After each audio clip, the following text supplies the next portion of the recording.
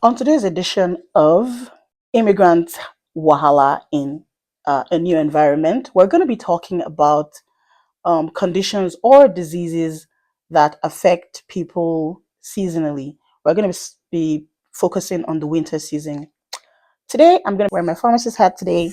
Um, let's get into it, guys. Have you ever noticed that sometimes in the winter season, you're feeling very down? You feel like everything is just going wrong, nothing is going right.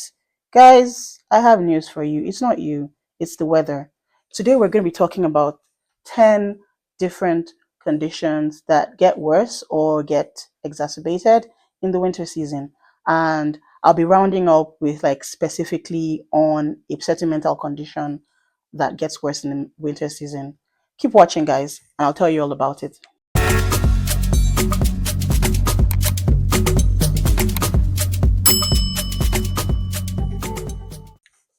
Hi, my name is Fumilola, double board certified pharmacist, mom of two, and a wife. I'm on a self journey, and it is my hope that I'll be able to inspire at least one person to get on a journey of their own.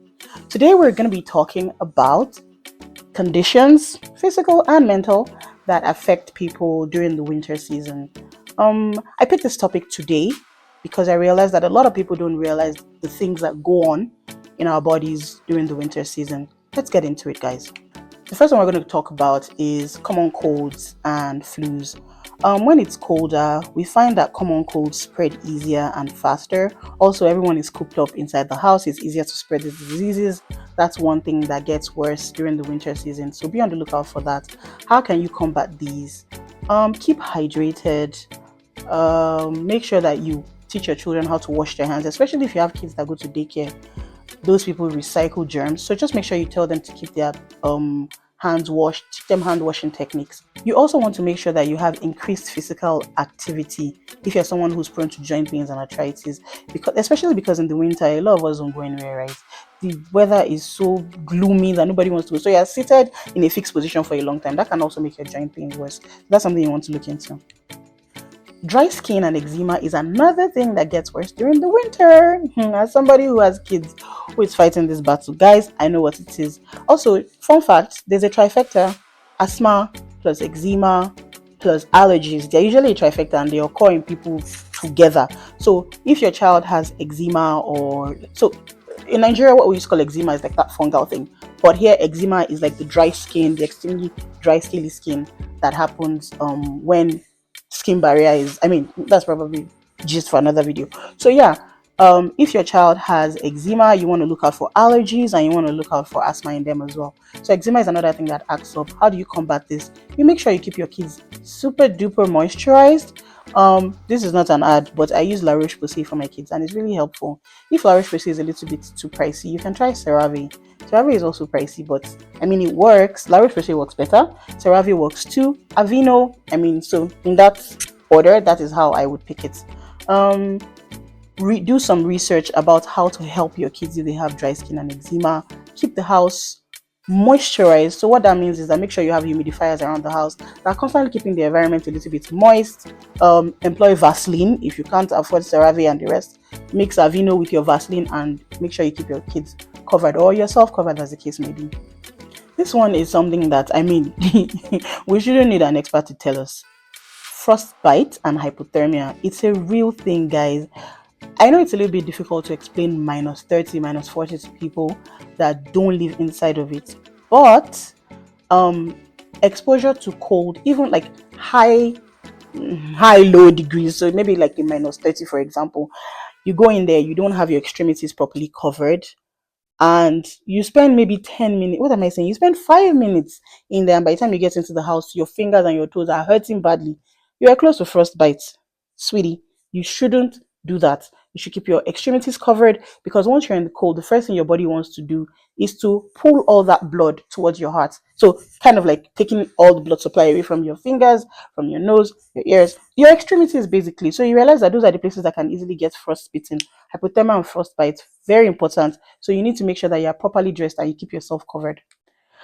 For a myriad of reasons, a weakened immune system is also something that we see in the winter. I mean, there's some explanation that less vitamin D because we're not going out in the sun. affects your immune system. But that's something that people actually see in the summer. So how do you combat this? Keep up your antioxidants. High dose of vitamin C is helpful. Make sure you're eating properly. But high dose of vitamin C is very helpful, and some vitamin D as well. Another thing again that people complain about is sleep disturbances. You would think that because the winter is dark most of the time, you think that you get some sleep, but actually no. It has been found that winter actually affects the circadian rhythm and the sleep cycle, and people find that they may sleep longer, but they are less rested. I don't know if that makes sense to you, but yeah, it's an actual thing. So sleeping longer and feeling less rested is a thing. How do you combat that? You try to make sure, the tons and tons of stories about how to control your sleep. Don't put screens in your room. Try to keep to a certain sleep time. That's just for maybe another video another day. It has also been found that a spike in blood pressure and stress, heart rate stress for people who have heart conditions is also a real thing. I saw an Instagram reel about how when you're shoveling snow, you shouldn't raise the shovel up, you should push it, because it has been found that it can actually give people a heart attack. Even if you've never had heart conditions before, this is an actual real thing. So in the winter, it has been found. So if you're somebody who's prone to increased blood pressure, so hypertension, or you have a history of heart disease in the family, you want to make sure that you're keeping up on your blood pressure, keep your salt intake low, the typical things that help your blood pressure to stay controlled. And when you're shoveling snow, please be careful and don't go into overtly exertive snow shoveling. So I think we're on number 9 now. Winter anxiety and stress. This is a real thing. Just just today, we were talking about how yesterday it seemed like the winter was going, and then all of a sudden we wake up this morning and it's icy snow. That's enough to make you anxious, because why yesterday were we turning off the heater and today we're all decked up in our minus something winter jackets again? So that's actually a real thing. Winter anxiety and stress. How do you combat this? You want to calm yourself down, and you want to remind yourself that the winter can go, like, once it is the winter season, the weather goes up and down. We are called a region of weather extremes for a purpose. And last but not the least, the thing that actually inspired me to make this video is called SAD, SAD. Believe me, it's an actual thing. It's called seasonal affective disorder. So in the winter, people find that they are gloomy, they're sad, they're moody, and you're thinking something is wrong with you. Sweetie, it's not you. It's Mother Nature. It's the weather. Yeah, seasonal affective disorder is a real thing. People who are vitamin D deficient, who are already like prone to depression or anxiety or any type of mental illness from before, have it worse. So, how can we combat these things? There's what they call happy lights. It has been found to help. Well, it's like basically like simulating sunlight. Um, you can do that. You can do vitamin D. You can do exercising. Exercising has proven to help with serotonin levels, so that's definitely a plus. Vitamin D is a must, because this is one of the core um, things that affect people that have SAD or SAD. um Making sure that you keep yourself occupied, kind of, so friends and family, don't underestimate support. Community support is very important. Go outside, because even with the vitamin D and with the happy lights and everything, there's something that being outside does to you. It kind of just lifts up your spirit. So make sure that you go outside.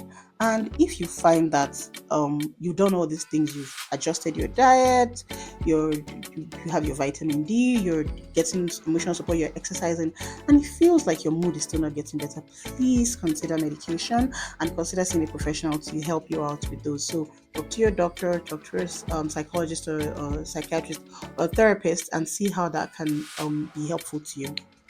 So I remember this person that we all came to Canada together and everything, and we found that she was just sad all the time. She was depressed. We were all studying for exams together.